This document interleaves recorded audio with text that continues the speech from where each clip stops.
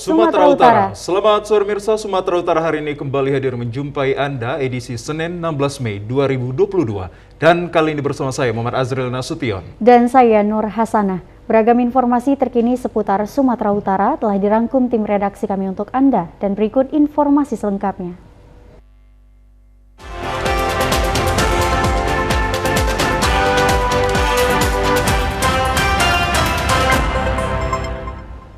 Pemirsa, di informasi yang pertama, ratusan umat Buddha di Kota Sibolga merayakan Hari Raya Trisuci Waisak 2566 Buddhis Era pada tahun 2022 pada sejumlah vihara. Salah satu vihara yang paling ramai didatangi umat Buddha di Kota Sibolga yakni Vihara Avalokitesvara yang berada di Jalan Es Parman. Di Vihara Avalokitesvara ini ratusan umat Buddha dengan husuk mengikuti sejumlah rangkaian acara perayaan Hari Raya Waisak 2566 Buddhis yang bertemakan cinta dan kasih sesama manusia. Dalam pelaksanaan perayaan Hari Trisuci Waisak tahun ini, pihak pengurus Vihara Avalokitesvara tetap menghimbau masyarakat agar menerapkan protokol kesehatan ketika mengikuti rangkaian ibadah. Puncak peringatan Hari Raya Trisuci Waisak di Vihara Avalokitesvara ini ditutup dengan mengikuti doa bersama yang dipimpin oleh biksu. Pada hari ini kita merayakan perayaan Hari Trisuci Waisak ini adalah memperingati tiga peristiwa. Yang pertama itu kelahiran Buddha pertama, yang kedua adalah Buddha mencapai penerangan sempurna, yang ketiga Buddha paradimana atau meninggal dunia. Jadi kita pada hari ini juga melaksanakan kegiatan upacara perayaan Waisak 2566 tahun 2020. Sementara itu, pada Hari Raya Trisuci Waisak ini, umat Buddha Kota Sibolga memanjatkan doa agar Indonesia, khususnya Kota Sibolga, dapat terhindar dari dampak COVID-19 dan masyarakat di Kota Sibolga diberikan kesehatan.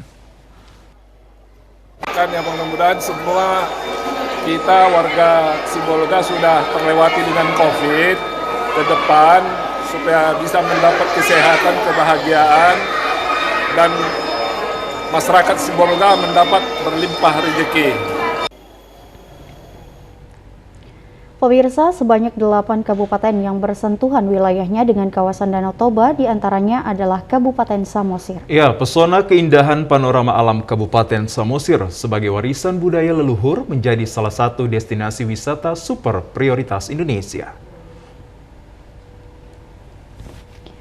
Kampung Ulos Batak adalah sebagai salah satu objek wisata budaya yang cukup terkenal di Kabupaten Samosir, di antara dari 8 kabupaten daerah yang bersentuhan wilayahnya dengan kawasan Danau Toba. Kabaharkam Polri, Komjen Pol Arif Sulistianto, ketika mengunjungi Kampung Tenun Ulos Batak mengatakan, Polri melalui program Polda Sumatera Utara sangat mendukung destinasi wisata super prioritas Indonesia. Dengan kedatangan kunjungan wisatawan, diharapkan mampu mendongkrak perekonomian daerah. Dengan program Polda Sumatera Utara mendukung destinasi wisata super prioritas Indonesia, Kabaharkam Polri Komjen Pol Arif Sulistianto yang didampingi Kapolda Sumatera Utara, Irjen Pol Pancaputra Simanjuntak meninjau persiapan Polri pada jajaran Polda Sumatera Utara, mengunjungi sejumlah objek wisata yang cukup terkenal di Kabupaten Samosir, di antaranya adalah Kampung Ulos Batak Hutaraja. Kampung Ulos Batak Hutaraja yang berada di Desa Lumban Suhi-Suhi Toruan ini adalah objek wisata budaya yang cukup terkenal di Kabupaten Samosir, hingga beberapa kali dikunjungi oleh Presiden Republik Indonesia. Pada objek wisata ini, Kabaharkam Polri Komjen Pol Arif Sulistianto menyaksikan proses pembuatan ulos Batak oleh para penenun. Selain itu juga melihat rumah adat Batak yang ada di perkampungan Ulos Batak. Polri akan memberikan kenyamanan kepada wisatawan yang datang berkunjung ke lokasi objek wisata di Samosir guna meningkatkan perekonomian warga masyarakat. Kabid Humas Polda Sumatera Utara, Kombes Pol Hadi Wahyudi mengatakan, ketika mengunjungi sejumlah objek wisata Kabupaten Samosir, Kabaharkam Polri Komjen Pol Arif Sulistianto meninjau persiapan Polri pada jajaran Polda Sumatera Utara tentang persiapan program Polda Sumatera Utara mendukung destinasi wisata super prioritas Indonesia. Pak Kabaharkam Polri dengan Kapolda Sumatera Utara, bagian dari rangkaian kegiatan beliau untuk meninjau secara langsung kesiapan Polda Sumatera Utara dalam mendukung destinasi pariwisata super prioritas Danau Toba. Jadi ini adalah bagian dari upaya Polri dan Polda Sumatera Utara untuk memberikan pengamanan terhadap destinasi wisata super prioritas Danau Toba. Sementara itu di informasi lainnya, tim gabungan Polresta Deli Serdang bersama Forkopimda yang terdiri atas Satpol PP pemerintah Kabupaten Deli Serdang bersama TNI Polri menertibkan sejumlah lokasi perjudian pada wilayah hukum Polresta Deli Serdang. Hal ini dilakukan menyusul kian maraknya lokasi perjudian tembak ikan yang sangat meresahkan warga di Kabupaten Deli Serdang. Operasi penyakit masyarakat ini dipimpin Kabag Operasional Polresta Deli Serdang, Kompol Riki Pripurna Atmaja, didampingi Kasat Reskrim Kompol IKD H. Cahyadi dan TNI dari Denpom Lubuk Pakam, Kapolsek Beringin, AKP Doni Simajuntak, dan personel Polresta Deli Serdang, serta Satpol PP Pemkab. Setelah melaksanakan apel petugas menuju ke lokasi di mana tempat perjudian jenis ketangkasan tembak ikan. Operasi penertiban ini difokuskan pada wilayah Kecamatan Beringin terdapat 7 lokasi dan Kecamatan Lubuk Pakam terdapat 3 lokasi. Semua lokasi ini telah disegel oleh tim gabungan. Menurut Kasat Reskrim, penyegelan ini dilakukan untuk memberantas praktik perjudian yang sangat merusakkan masyarakat dan dapat merusak mental generasi bangsa. Melakukan upaya penyegelan dan penghimbauan kepada tempat-tempat yang diduga dijadikan sebagai praktek perjudian agar tidak membuka praktek perjudian, serta kita menghimbau kepada masyarakat untuk tidak terjun ataupun terlibat di dalam kegiatan-kegiatan yang merupakan penyakit masyarakat tersebut. Besar harapan kami dari para oknum-oknum yang melakukan kegiatan tersebut agar tidak melakukan kegiatan kembali karena dapat merusak generasi muda dan juga menyebabkan penyakit masyarakat. Sementara itu, saat dilakukan penyegelan pada lokasi tempat-tempat perjudian telah ditutup dalam keadaan sudah digembok. Kemudian petugas menempelkan stiker himbauan peringatan keras agar tidak melakukan perjudian maupun aktivitas lain yang melanggar undang-undang. Apabila beroperasi lagi akan segera ditindak sesuai dengan hukum yang berlaku. Pemirsa, Kota Belawan, salah satu pintu gerbang perekonomian Provinsi Sumatera Utara, kerap dilanda air pasang perdani setinggi 60 cm terutama pada bagian Kota Belawan. Bahkan banjir air pasang perdani yang sudah 4 hari lamanya ini juga melanda Kecamatan Labuhan dan Kecamatan Medan Marelan. Dampak banjir air pasang perdani ini hampir seluruh kantor dan instansi pemerintah dan kompleks TNI Angkatan Laut serta TNI Angkatan Darat. Bahkan rumah termasuk gedung rumah sekolah serta ribuan perumahan warga digenangi air banjir perdani. Banjir air pasang perdani ini cukup tinggi yang sudah 4 hari. Air laut mulai naik pada pukul 12 siang hingga pukul setengah 6 sore dan mulai surut. Ribuan warga pasrah dan kebingungan dalam mengatasi banjir air pasang perdani agar tidak masuk ke dalam rumah. Akibat banjir membuat aktivitas warga masyarakat sangat terganggu dan sejumlah bus atau angkot tidak beroperasi mengangkut penumpang. Sementara bus Metro Deli walau jalan protokol digenangi air pasang perdani masih beroperasi. Salah seorang mandor bus Trans Metro Deli di Belawan, Yobel Hutagalung mengatakan sebanyak 22 unit tetap beroperasi mengangkut penumpang sesuai instruksi manajemen. Sementara salah satu seorang pengemudi becak motor, Udin, mengatakan akibat seluruh jalan direndam air pasang perdani ini penumpang tidak ada yang naik becak. Pasang perdani ini Bapak terganggu tidak? Bapak sebagai tukang becak? Terganggu. Terganggunya di mana? Pasangan hari lah. Sewa pun nggak bisa dibawa. Ya udah nganggur duduk aja. Tunggu lah. Harapan Bapak apa? Harapan kita mau dibagus lah ini. Harapannya hari ini. Jalan karetnya. Banjir air pasang perdani ini dimanfaatkan para anak-anak untuk bermain air yang merendam sebagian halaman rumah dan jalan umum karena tidak bisa dilalui kendaraan. Pemirsa, informasi menarik dan aktual lainnya akan kami hadirkan sesaat lagi. Tetaplah bersama kami di Sumatera Utara hari ini.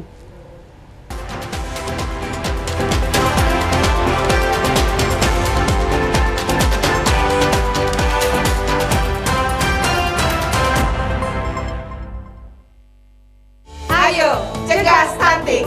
Kunjungi bidan andalan Anda untuk merencanakan dan mengatur jarak kehamilan untuk tumbuh kembang buah hati yang optimal. Cegah stunting itu penting melalui perencanaan keluarga.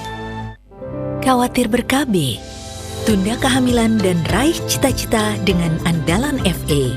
Andalan laktasi untuk ibu menyusui. Ber-KB itu mudah. Andalan pilihan perempuan Indonesia.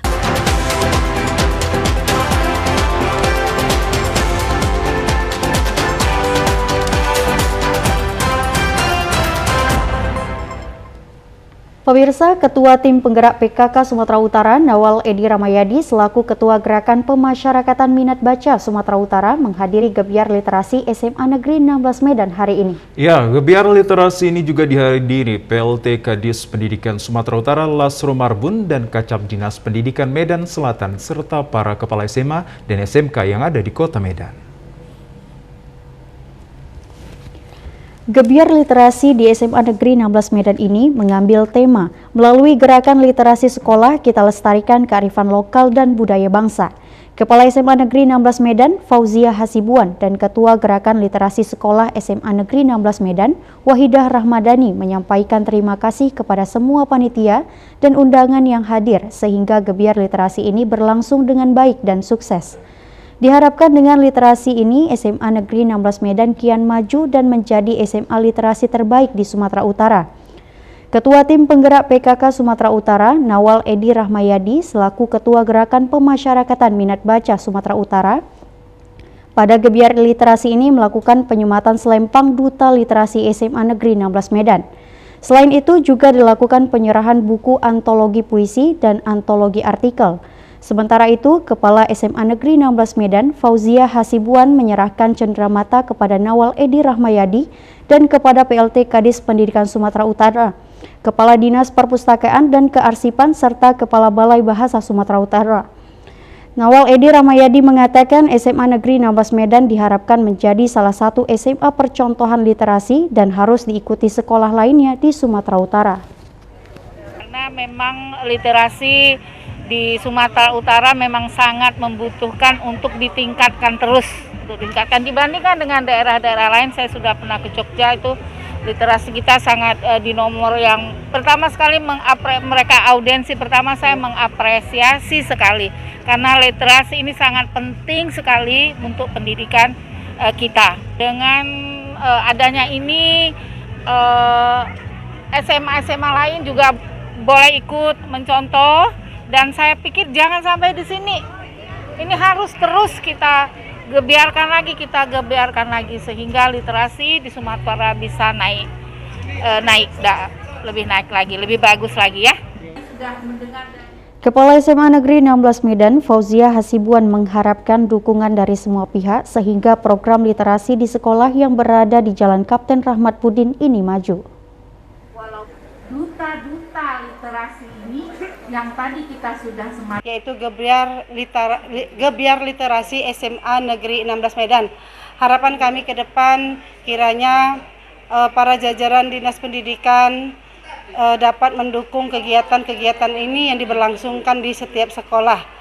Begitu juga kepada ananda siswa-siswi SMA Negeri 16 Medan dapat meningkatkan kemampuan literasinya, baik itu literasi membaca, menulis, selain menampilkan kemampuan atau keterampilan anak didik SMA Negeri 16 Medan dalam hal mengungkapkan, mempresentasikan pengetahuan mereka dalam bentuk musikalisasi puisi, pantun, dan menyanyikan lagu yang merupakan hasil karya daripada guru kami sendiri, yaitu pembina literasi Ibu Wahidah. Juga kita mengadakan bazar, yang mana bazar ini berjumlah 26, di mana semuanya yang mengisi acara bazar adalah siswa-siswi SMA Negeri 16 Medan, merupakan keterampilan daripada anak didik kita dan hasil karya mereka selama mereka mendapatkan ilmu dalam proses belajar mengajar daripada Bapak Ibu gurunya. Pada gebiar literasi ini juga dilakukan mempresentasikan musik. Pada kesempatan ini dilakukan kunjungan ke stand bazar dan stand pameran oleh Ketua GPMB Sumatera Utara, PLT Kepala Dinas Pendidikan Sumatera Utara, dan para kepala SMA dan SMK. Sementara itu ada pameran 26 stand sebagai hasil karya siswa dan siswi.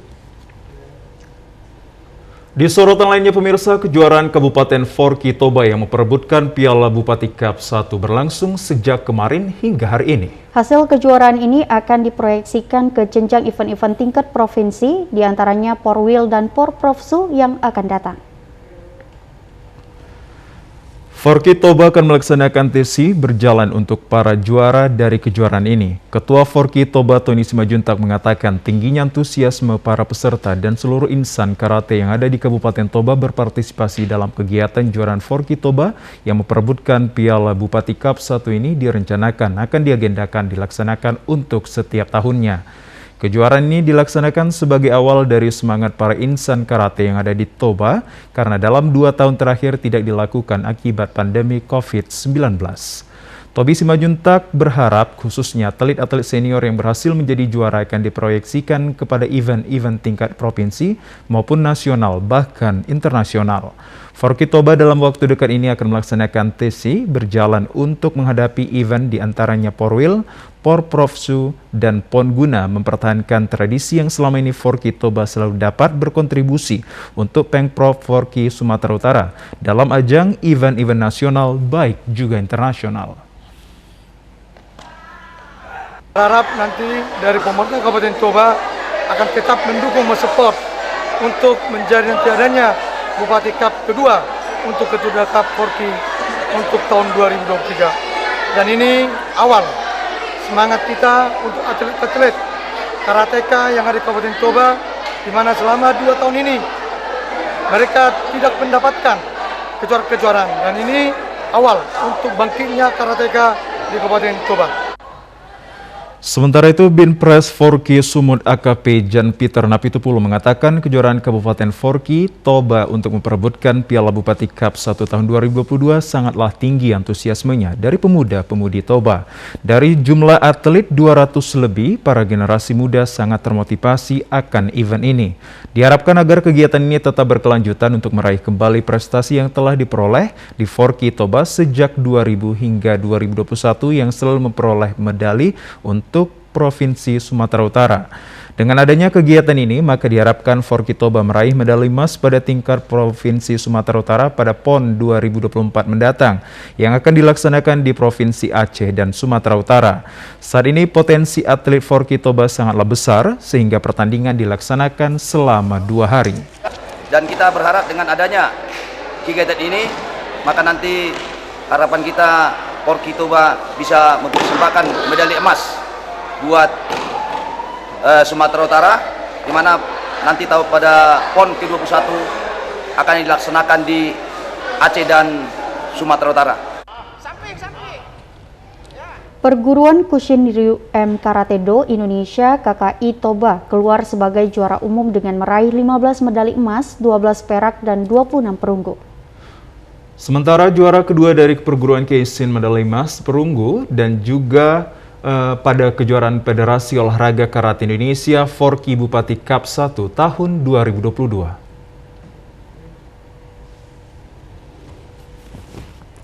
Kejuaraan yang berakhir kemarin sore di Bali G ini ditutup oleh Bupati Kabupaten Toba Pol Taksitorus yang juga dihadiri Ketua Umum Forky Toba Tony Simanjuntak dan jajaran OPD Kabupaten Toba dan seluruh pengurus Forky Toba. Ketua Panitia Sabar Siagian menyatakan dengan adanya kegiatan ini maka diharapkan Forky Toba telah meraih medali emas melaju ke tingkat Provinsi Sumatera Utara pada PON 2024 mendatang. Pada kejuaraan untuk peraih Best of the Best keluar sebagai juara pemula putra Franz Manly Pangondian Hutapea dari perguruan KKI dan untuk putri Kesha Napitupulu dari perguruan KKI. Sementara untuk Best of the Best Cadet Putra diraih oleh Indra Napitupulu dari perguruan Keishin Kian dan untuk putri Gloria dari perguruan KKI.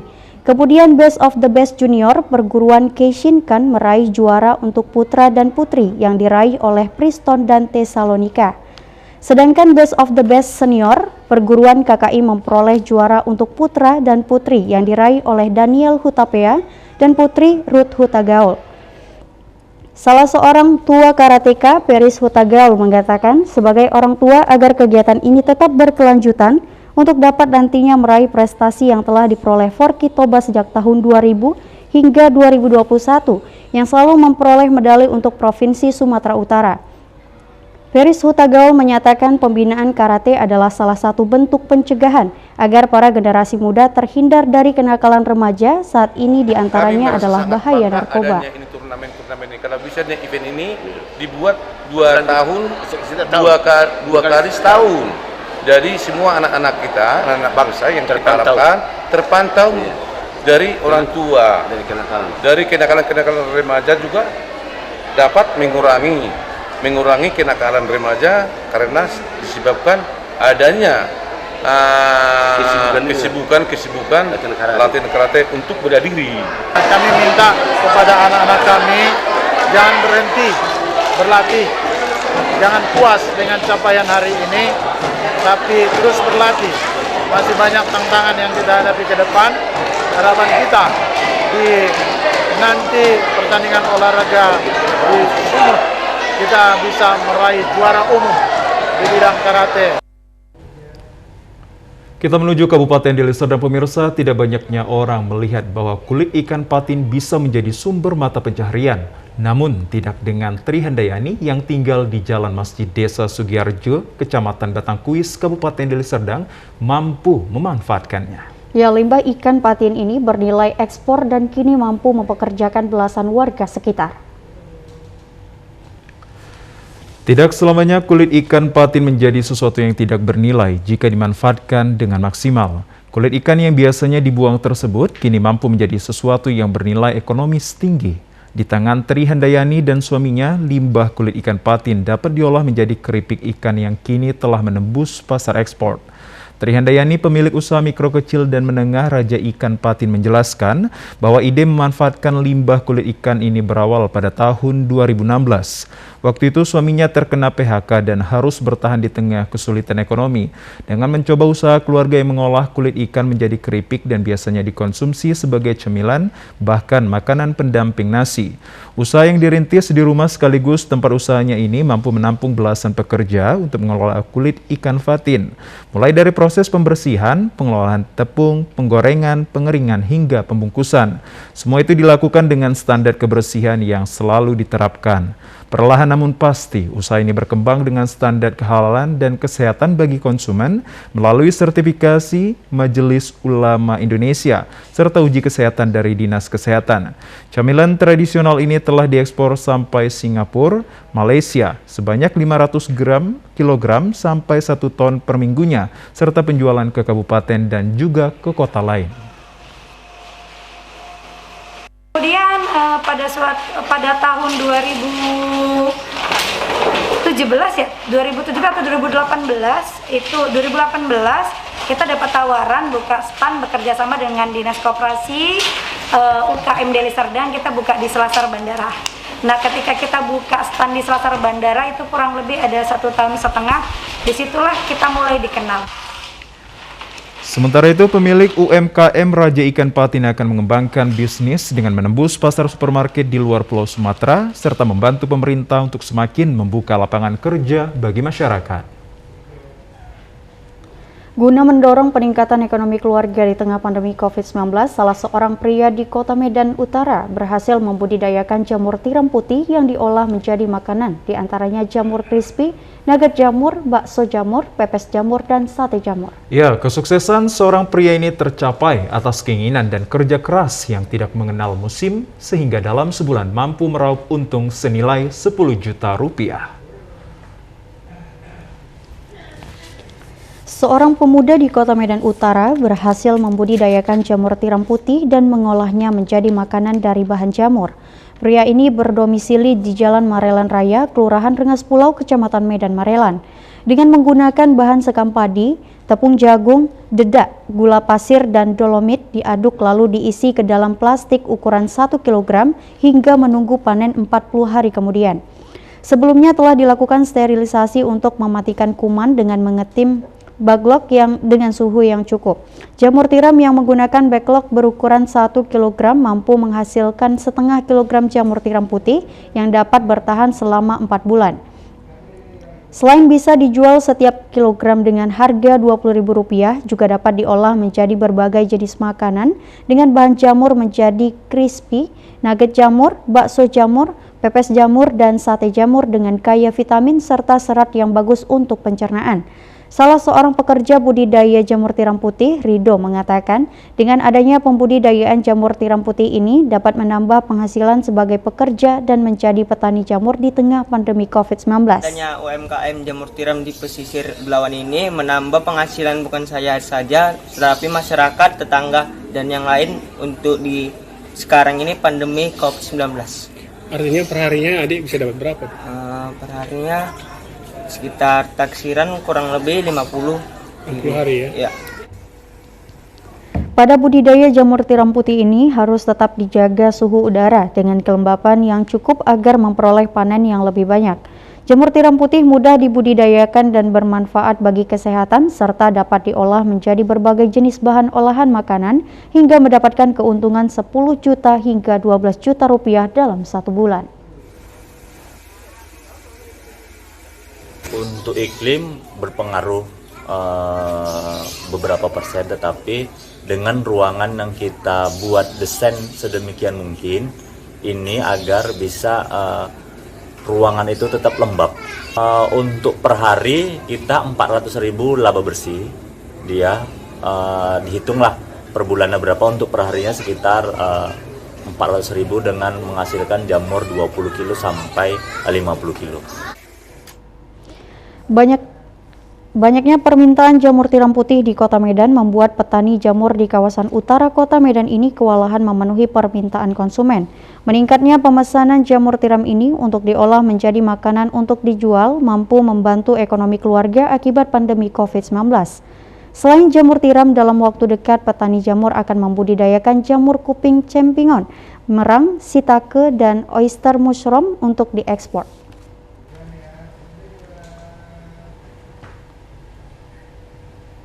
Ya, pemirsa, informasi dari Kabupaten Tapanuli Selatan akan kami hadirkan sesaat lagi. Untuk itu, tetaplah bersama kami di Sumatera Utara hari ini.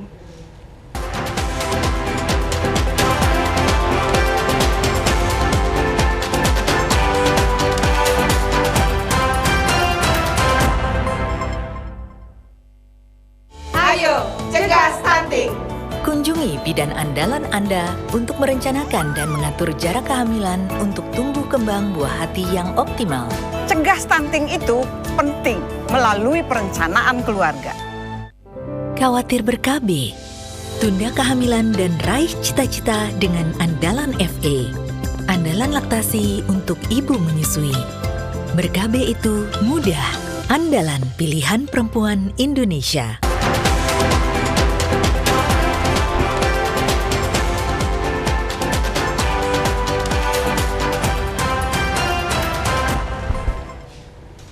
Pemirsa, sekelompok pemuda kreatif yang tergabung dalam Naposo Nauli Bulung di Kabupaten Tapanuli Selatan berhasil menciptakan usaha yang menjanjikan. Ya, para pemuda ini mengolah bambu dan barang bekas lainnya menjadi barang berseni dan juga bernilai tinggi.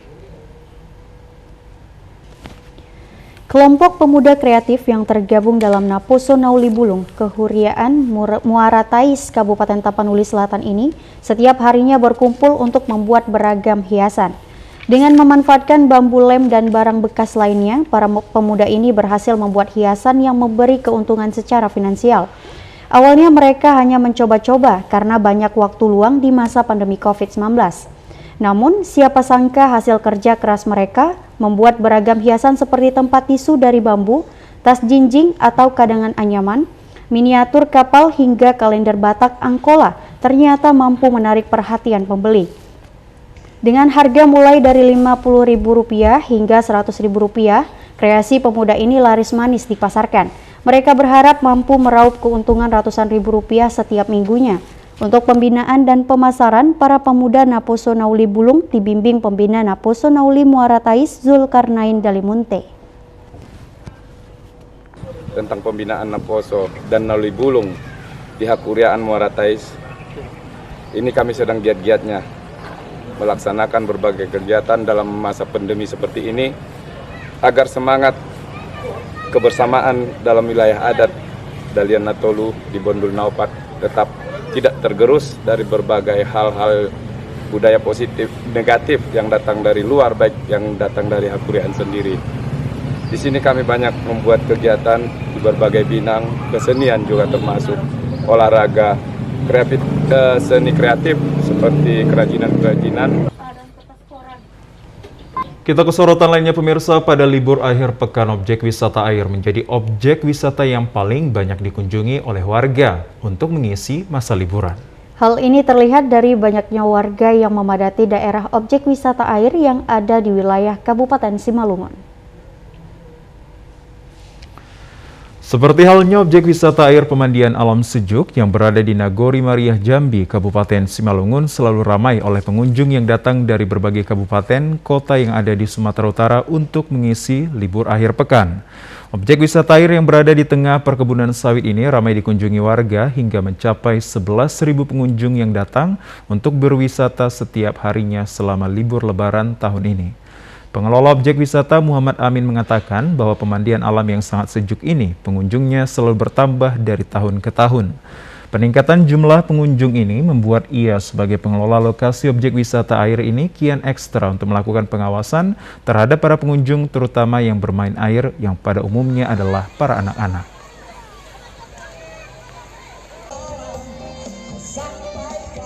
Peningkatan pengunjung sebesar 50% dari tahun yang lalu. Pengunjung pada masa ini sekitar 15.000 orang. Puncak daripada kehadiran pengunjung di hari Minggu, mungkin di hari Lebaran ke-6.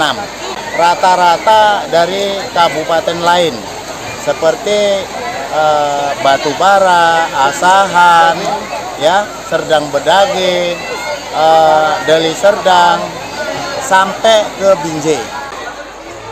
Sementara itu, meski ramai pengunjung, pihak pengelola objek wisata air pemandian alam sejuk ini tetap menghimbau kepada setiap pengunjung agar selalu menerapkan protokol kesehatan dan menjaga keselamatan ketika bermain di dalam air. Salah satu budaya masyarakat Batak Toba yang menjadi atraksi juga terkenal adalah manortor bersama patung si Gali-Gali. Ya, benar sekali Nur Hasana. Ternyata ada kisah mistis dan pilu di balik tarian tersebut. Manortor bersama patung si Gali-Gali sendiri bermula dari sebuah kisah mistis yang memilukan. Dahulu kala, si Gali-Gali adalah anak seorang raja, putra tunggal dari Raja Rahat yang memiliki wajah tampan dan satu-satunya penerus keturunan. Namun anak raja tersebut, Manggale, meninggal di medan perang sehingga menyebabkan Raja Rahat mengalami gangguan kejiwaan akibat menahan sedih dan rindu pada anaknya tersebut. Seiring dengan perkembangan zaman, saat ini bahwa manortor bersama si Gali-Gali adalah salah satu aktivitas wisata yang sangat diminati oleh para wisatawan yang datang di kawasan Danau Toba. Atraksi tortor si Gali-Gali ini juga saat ini sering digelar saat acara-acara penyambutan tamu dan acara kebesaran lainnya. Seperti di Desa Tomok, Kecamatan Simanindo, Kabupaten Samosir, Anda dapat melihat serta menikmati sekaligus ikut menari atau manortor dengan si Gali-Gali yang merupakan salah satu rangkaian perjalanan wisata yang membuat lebih seru dan menyenangkan. Salah seorang pemandu wisata di Desa Tomok, Albert Sigiro, mengatakan para wisatawan yang datang dapat menari ataupun manortor bersama dengan patung si Gali-Gali dan dipandu dengan 4 sesi tarian ataupun dengan durasi sekitar 15 menit. Para wisatawan yang ingin menari ataupun manortor baik secara rombongan kecil maupun besar cukup dipungut biaya sekitar Rp15.000 sekali menari. Biasanya objek wisata patung si Gali-Gali ini ramai dikunjungi wisatawan pada hari Sabtu, Minggu, dan hari libur.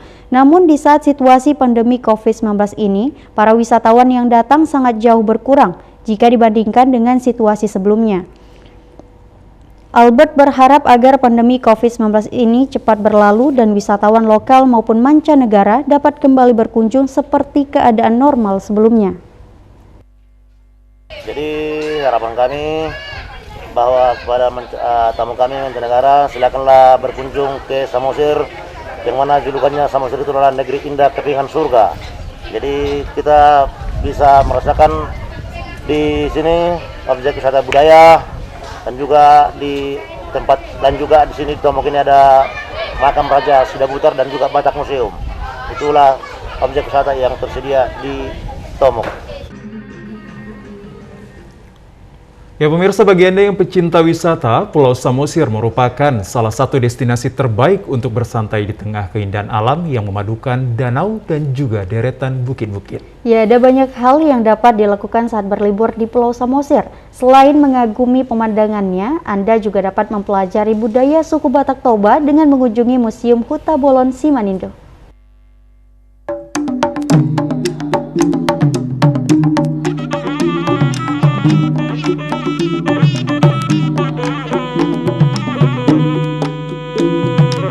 Museum Huta Bolon Simanindo terletak di sisi utara Pulau Samosir atau lebih tepatnya di Jalan Pelabuhan Simanindo, Desa Simanindo Sangkal. Dari dermaga Tombok, museum ini dapat dicapai dengan berkendara menggunakan sepeda motor atau mobil dengan jarak tempuh sekitar 30 menit. Museum Huta Bolon Simanindo merupakan bekas kompleks kediaman Raja Panualang Sidauruk beserta 14 istrinya. Museum ini didirikan oleh Raja Panualang Sidauruk dan resmi dialihfungsikan sebagai museum pada tahun 1971.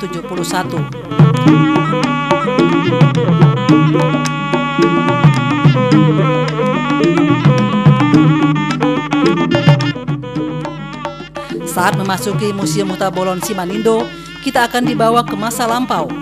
Koleksi barang-barang kuno yang bersejarah serta bernilai adat tinggi milik etnis Batak Toba cukup lengkap dan terpelihara dengan baik di museum ini.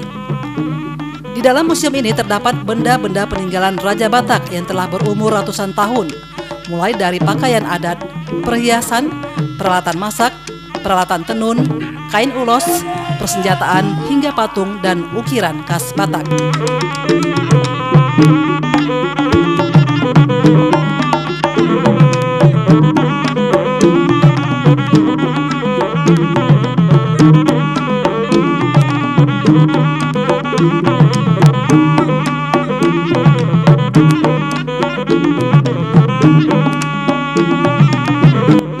Museum ini sudah dijadikan cagar budaya dan pernah dikunjungi oleh Ratu Juliana dan Raja Benhard dari Belanda pada 8 Juni 1982.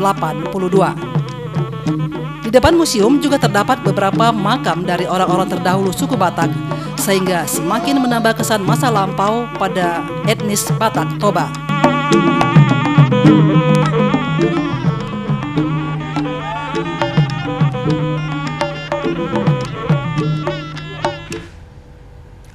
Ya pemirsa, informasi dari Pulau Samosir tadi sekaligus menutup perjumpaan kita dalam program Sumatera Utara hari ini. Kami ucapkan terima kasih atas kebersamaan dan juga perhatian Anda. Saya Muhammad Azril Nasution. Dan saya Nur Hasanah. Tetap patuhi protokol kesehatan pemirsa dengan memakai masker, menjaga jarak, dan mencuci tangan di air yang mengalir. Indonesia pulih karena aku. Indonesia pulih karena kamu. Indonesia pulih karena kita. Selamat sore. Sampai jumpa.